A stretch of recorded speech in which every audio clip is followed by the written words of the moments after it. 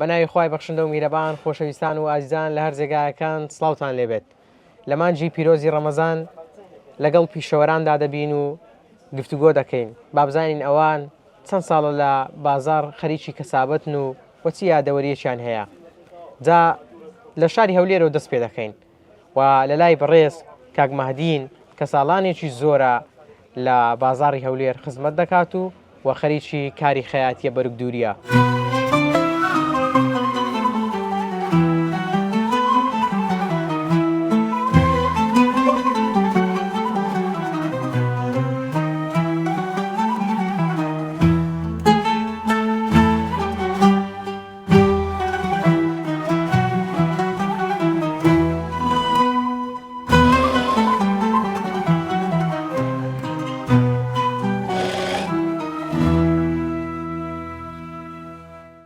کاک مادی سلام علیکم. علیکم السلام و رحمة الله. سلام سلامتن. یاخوا باش بن. بابزانم ئیش و کار و کەسابەتان چۆنە؟ ئێستا لە خوای بەزیادی زۆر باشە بە بۆنەی هاتنی مانجی ڕەمەزانی پیرۆز. یعنی ڕەمەزانان باشە؟ زۆر باشە لە خوای بەزیادی. الحەمدولله. بابزانم ئەی پێش ڕەمەزان بازارتان چۆن بوو؟ پێش ڕەمەزانیش بازارەکە زۆر باش نەبوو ئەویش بەهۆی ئەو دواکەوتنی ئەو موچەیە. باش کە ڕەمەزان دێ خەڵک بۆ جەژن زوو خۆی ئامادە دەکا و جلو دێنی و بیان بابێن ئەوەی کە بەدڵی جلو بەرجی کوردی دەکرێت بزە بدوایە کە ڕەمەزاندا دێ خەڵک لە بۆ جەژن دێ ئیدی حەز دەکات جەژن شتێکی جوانی لەبەردابیتن و لە چاو ساڵانی پێشوو ئێستا خوازە جلی کوردی زیاد نەبووە؟ ئێستا خواسی زۆرە بە زۆر باشە ئێستا زیاتر ئێستا زیاترە. باشە زیاتر گەنجانن یان ئەوانەی کە بەتەمەنن دێن بەخوای ئەگەر برێم گەنجەکان زیاتر دێن لە لای من وایە زیاد نازانم لای گەنجەکان زیاتر دێن زۆر جلی کوردیشە جلەکی مڕیحایانی خۆشە لەبەرکردنی زۆر جوانە زۆر خۆشە لەبەرکردنی شتێکی ینی معقولانەیە کە ئینسان لەبەری دەکاتن ڕێک پێکە. بەبیرت بێ لە کەینەوە لە بازاڕی خەریک کەسابەتی؟ ئەمن لە ساری منداڵم لە ساری 86ەوە لە بازاڕیمە خەریکی خەیاتیمە شاگرد بوومە خەیات. لەکن چێ فێر بووی؟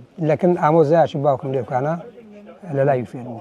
باشە قماش و جلوبەرجی کەست سەقەت کردیە ینی هەبوو بی کابرا گلەی کردی؟ بێگومان ئەو شتانە ڕوویدایە ینی ئینسان شیری خاوی خواردی کامل نەبری ئینسانش کە دەستی بەیشش کرد بێگومان بیداتی بڕە خراپی دەکات تا چاڵی بیتن. زۆر باش پەیدا ئیتر فێر دەبی هەم مرۆڤ وردە فێر دەبی ڕۆژ لەگە ڕۆژ سار بە سار زیاتر فێر دەبی.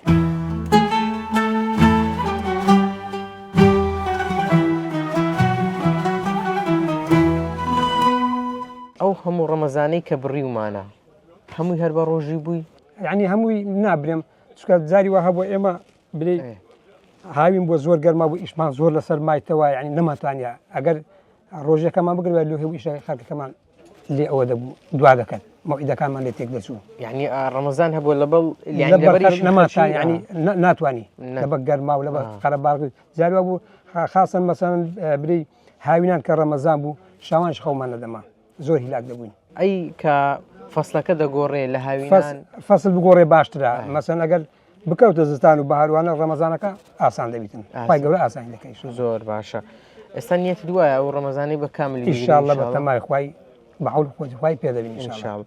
ئەی چێ شتێکی ناخۆشە بووە بەسەرت هاتبی لە ڕەمەزان؟ بەخوای وەکو ئەوەی گوتم ڕەمەزانە لەبەر مەوعیدی خەرک ئەوانە ناخۆش بوو مەسەن پێمان نەکرا بە ڕۆژی بین خەرکات و شتی تەواو نەبووە ئەوە ناخۆشیەکانی بووە. پێشت ناخۆش نەبوو کە ڕۆژەکان زۆرشم پێ ناخۆشە بەدی چۆن بەڵام شەرمەزاری خەڵک نەبی لە لای خۆی قەرداری خوای باشتر لەوەی کە خەرک شەرمەزاری بی.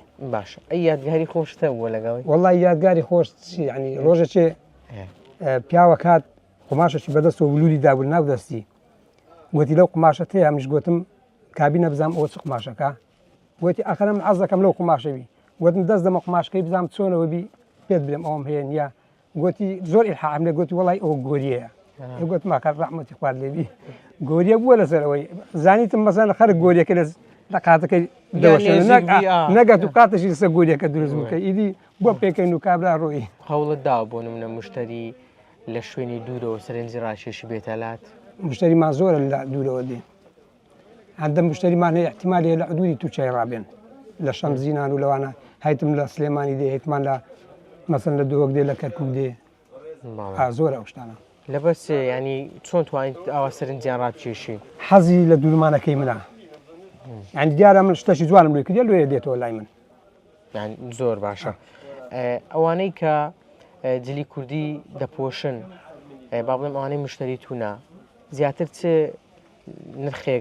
نرخ لەلایەن مهمە یان شێوازەکەی یان ئەو بەرگەی کە دەیپۆشن ماشەی کاڵی دەبژێرن زیاتر شێوازەکان لا میمە نەوەک نرخەکان هەیە عزی لێ نرخی هەرزانە بەڵام ئەوانەی کە دێنەکەم زۆربەی زۆری عزیان لە شێوازەکەیە دێن وەستا جوانی چێشەمان نیە باشە بابزانم گرانترین شمەک کە دووری بە جلبەرگ دووری چەند بۆ نرخەکەی وەکو قوماژیان وەکو مەرەز بیان کردی ئەوانە بۆ منە ئەو قوماشەی کە هەڵی بژاردووە هەیتمان لە دەوری 150,000 دەڕوە بەڵێ لە دەوری 75 هەیە ئەو 150 بە دوورینەوە بە دوورینەوە تەکلیفی کردی ئەوەدا قوماشەکەی بە قوماش و دوورینەوە